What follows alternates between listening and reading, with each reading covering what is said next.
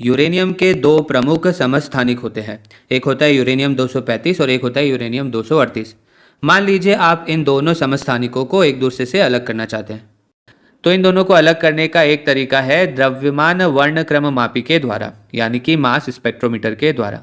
और इसी तरीके की एक मेथड से द्वितीय विश्व युद्ध में यूरेनियम के समस्थानिकों को अलग किया गया था, जिनका उपयोग परमाणु बम बनाने के लिए किया गया।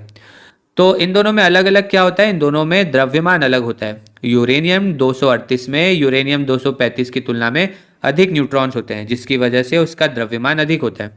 तो चलिए देखते हैं कि हमारा जो द्रव्यमान वर्णक्रम मापी है यानी मास स्पेक्ट्रोमीटर है वो कैसे काम करता है। तो सबसे पहले हमें आयनीकरण यानी आयनाइजेशन जो होता है उसे समझना होगा। तो सबसे पहले हम यहाँ पर इसका आयनीकरण करेंगे। तो हम दोनों ही समस्थानिकों से मान लेते हैं कि एक इलेक्ट्रॉन निकाल देते हैं, जिसके कारण ये आवेशित हो जाएंगे। क्योंकि अब धनात्मक आवेश अधिक है तो ये धनात्मक आवेशित हो जाएंगे। तो अब हमें यहाँ पर आयन मिल गए हैं, ये दोनों आयन धनात्मक है। अब अगला कदम है कि हमें इन आयनों को त्वरित करना है। तो इन्हें त्वरित करने के लिए हम इन्हें पोटेंशियल डिफरेंस यानी विभवांतर प्रदान करेंगे। तो हम यहाँ पर इन्हें त्वरित करने के लिए डेल्टा वी विभवांतर प्रदान करते हैं।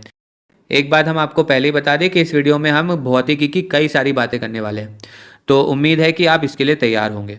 तो हम आयनों को त्वरित करते हैं एक विभवांतर प्रदान करके, और मान लेते हैं कि इस विभवांतर से ये जो आयन है इन्हें कितना वेग मिल रहा है, इन्हें वेग मिल रहा है v, और इसे हम अपना अंतिम वेग मान लेते हैं। और चलिए देखते हैं कि उस अंतिम वेग की गणना हम कैसे कर सकते हैं। तो आयनों को त्वरित करने के लिए जो किया गया कार्य होता है वो कार्य बराबर होगा Q गुणा डेल्टा V के, जहाँ पर Q है इन आयनों पर जो आवेश है वो, और डेल्टा V है इन आयनों के ऊपर प्रदान किया गया विभवांतर पोटेंशियल डिफरेंस। ये आयनों की गतिज ऊर्जा के बराबर होना चाहिए। तो गतिज ऊर्जा क्या होती है, हाफ गुणा m गुणा v का वर्ग, जहाँ m द्रव्यमान है और v वेग है। तो चलिए हम वेग के लिए हल करते हैं। तो v का वर्ग बराबर होगा 2q डेल्टा v बटे m के। तो यहाँ पर हमें v का वर्ग मिल गया। अब हमें यहाँ पर v चाहिए, तो हम यहाँ पर क्या ले लेंगे, वर्गमूल ले लेंगे।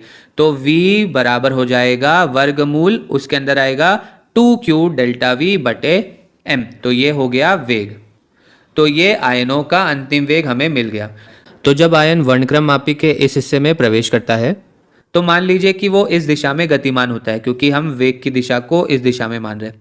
और यहाँ पर एक चुंबकीय क्षेत्र होगा। तो मान लीजिए हमारे पास एक समान चुंबकीय क्षेत्र है जो कि स्क्रीन से बाहर की ओर इंगित है। तो हम इसे यहाँ पर दर्शा देते हैं। ये तीर की एक नोक की तरह हमने दिखाया, यानी कि ये डॉट्स है, ये तीर की नोक की तरह है। क्योंकि यदि आप तीर को सामने से देखेंगे तो आपको एक तीर की एक नोक दिखेगी जो एक डॉट के समान होगी, और पीछे से देखेंगे तो हो सकता है आपको एक क्रॉस के जैसा, एक्स के जैसा वो आपको दिखे। तो ये चुंबकीय क्षेत्र हो गया।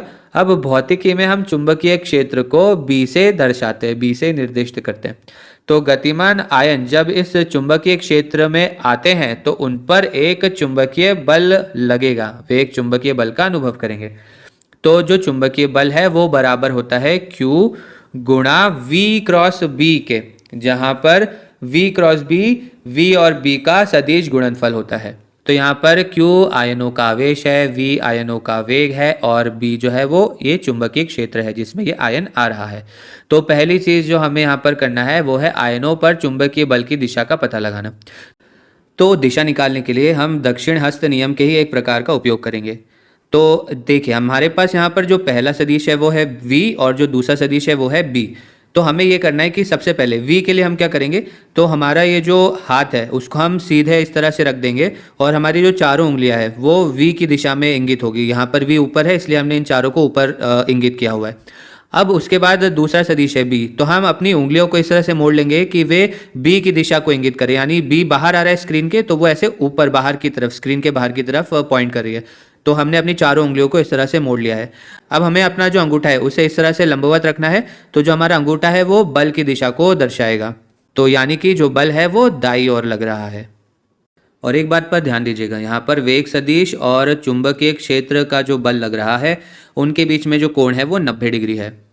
तो यदि यहाँ पर चुंबकीय क्षेत्र नहीं होता तो आयन बस अपनी इस सीधी दिशा में ही चलता रहता, क्योंकि उसके ऊपर कोई भी चुंबकीय बल नहीं लग रहा होता, जिसकी वजह से वो विक्षेपित नहीं होता। लेकिन यहाँ पर बल लग रहा है, तो ये जो आयन है वो एक वृत्त में आगे बढ़ेगा, एक वृत्ताकार गति दिखाएगा। तो आयन एक वृत्त में आगे बढ़ेगा। अब आयन जो है वो इस वृत्ताकार पथ में क्यों चलेगा, इसके बारे में थोड़ा सहज समझ विकसित करना आवश्यक है।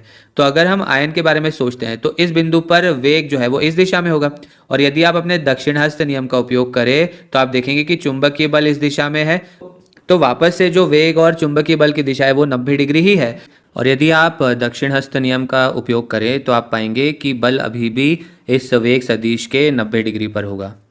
तो ये हमेशा ही वृत्त की केंद्र की ओर इंगित कर रहा है। तो ये एक अभिकेंद्र बल यानी एक सेंट्रीपिटल फोर्स है।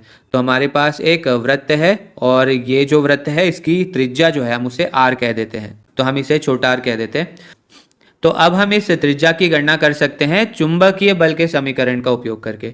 तो चुंबकीय बल होता है Q गुणा V क्रॉस B के। अब यदि हम इस चुंबकीय बल के परिमाण की बात करें तो वो होगा Q गुणा V गुणा B गुणा साइन थीटा, जहां पर थीटा वेग सदिश और चुंबकीय क्षेत्र सदिश के बीच का कोण है। तो वेग सदिश जो है वो ऊपर की ओर है, ठीक है, और चुंबकीय क्षेत्र सदिश जो है वो सीधे हमारी ओर आ रहा है। तो इन दो सदिशों के बीच का जो कोण है वो 90 डिग्री है। तो साइन 90 डिग्री क्या होगा, वो होता है 1। तो यानी कि ये जो बल है ये केवल किसके बराबर होगा, Q गुणा V गुणा B के। और हमें यांत्रिकी के द्वितीय नियम से पता है कि बल बराबर होता है द्रव्यमान गुणा त्वरण के, यानी कि m गुणा a के। तो यहाँ पर हम F की जगह m गुणा a लिख देते, तो m गुणा a बराबर हो जाएगा QVB के। अब यहाँ पर ये जो त्वरण है, एक्सेलरेशन है, वो अभिकेंद्र त्वरण है, तो हमें उसका मान पता है, वो होता है v का वर्ग बटे r। तो m गुणा v का वर्ग बटे r बराबर QVB।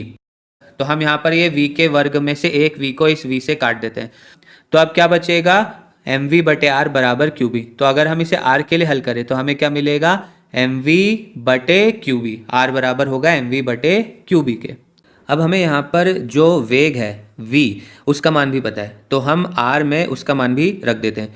तो r बराबर हो जाएगा m बटे QB, और ये जो v का मान था यानी कि वर्गमूल 2q गुणा डेल्टा v बटे m। अब ध्यान रखें यहाँ पर ये वर्गमूल था, तो इस वर्गमूल से छुटकारा पाने के लिए हम दोनों पक्षों का वर्ग कर लेते हैं। तो हमें क्या मिलेगा, r का वर्ग बराबर m का वर्ग बटे Q का वर्ग गुणा B का वर्ग। तो ये हो गया 2 गुणा Q गुणा V बटे M। तो हम यहाँ पर एक m से एक m को रद्द कर सकते हैं, और हम यहाँ पर ये जो Q है उनमें से एक Q को रद्द कर सकते हैं, और हमें मिलता है r वर्ग बराबर m गुणा 2 गुणा विभवांतर, जिसे Q गुणा B वर्ग से विभाजित किया गया है। तो अब हमें r की आवश्यकता है, तो हम दोनों तरफ वर्गमूल ले लेते हैं। तो जब हम r के वर्ग का वर्गमूल लेंगे तो हमें मिलेगा r बराबर, फिर वर्गमूल में ये मिलेगा 2m डेल्टा v बटे Q गुणा B का वर्ग। तो ये हमें हमारे वृत्त की त्रिज्या मिल गई। तो चलिए अब हम यूरेनियम के दोनों समस्थानिकों की तुलना करते हैं। तो इन दोनों समस्थानिकों के लिए जो वैद्युत क्षेत्र की प्रबलता है B जो है वो समान रहने वाला है। दोनों के लिए ही जो विभवांतर है वो भी समान है, और इन दोनों पर जो आवेश है वो भी समान है, क्योंकि हम दोनों में से एक इलेक्ट्रॉन को ही निकाल रहे हैं।